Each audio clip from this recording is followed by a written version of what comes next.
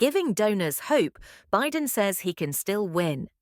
After a dismal debate performance raised doubts about his candidacy, U.S. President Joe Biden reassured Democratic funders that he can still defeat Donald Trump in November. The 81-year-old president defended his performance in CNN's presidential debate while attending a number of fundraisers on Saturday in New York and New Jersey. Speaking at a gathering on Thursday, Mr. Biden said, "I didn't have a great night, but neither did Trump. I promise you we're going to win this election," he declared. After giving a difficult-to-follow and unsteady performance in the debate, several Democrats are already questioning if Mr. Biden is the best candidate to run in this crucial race. Former Democratic House Speaker Nancy Pelosi termed Joe Biden's debate performance really disappointing, while his former communications director Kate Bedingfield described it as nothing great in an interview with the BBC's Katty Kay.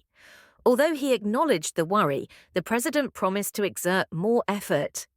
Alongside Mr. Biden and the First Lady, Democratic Governor of New Jersey, Phil Murphy expressed his support for Mr. Biden at the fundraiser by saying, "We are all with you 1,000%. Although the Biden team acknowledged that the debate did not go as planned, they insisted that he would not withdraw in favor of a different candidate. Jennifer O'Malley Dillon, the head of the campaign, stated on Saturday that voters' opinions were not changed, according to an internal post-debate poll. "It will not be the first time that overblown media narratives have driven temporary dips in the polls," she stated. A personal friend of Mr. Biden's, former President Barack Obama, stated on social media that bad debate nights happen. "This election is still a choice between someone who fought for ordinary folks his entire life and someone who only cares about himself," the president wrote. Mr. Trump informed his followers that he saw the debate as a big victory for his campaign hours after it ended. "There's nothing wrong with Joe Biden's age," stated the 78-year-old Trump. "It's his ability. He is blatantly inept." Politicians were not the only ones to criticize Mr. Biden's performance. His resolve to run again was called a reckless gamble by a well-known editorial in the New York Times, which also advised him to reflect this weekend.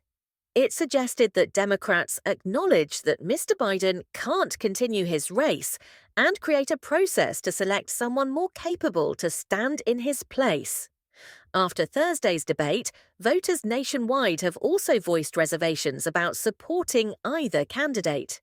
Veteran Democrat Lori Gregory questioned, "Is this the best our country can do?" to the BBC after saying she could not handle watching the discussion. Although it was painful to watch, Republican Crystal Myers-Barber continued, "Trump came across very level-headed and presidential, and Biden came across very weak." According to Democrat Shanna Ziolko, there was no obvious winner in the debate, and she was frustrated by it. 62% of probable voters who watched or read about the debate said Trump had won, according to a post-debate survey conducted by lefty pollster Data for Progress. Mr. Biden won the debate, according to just 30% of those surveyed. Fundraising may be another sign of sustained support for Mr. Biden's candidacy until more polling is done. Chairwoman Jennifer O'Malley Dillon stated in a memo that as of Friday night, the campaign had raised over $27 million, £21.3 million. After the debate on Thursday night, Joe Biden is being counted out by the Beltway class. But the data in the states that are considered battlegrounds tells a different narrative, she said. "This election was incredibly close before Thursday, and by every metric we've seen since, it remains just as close," she stated.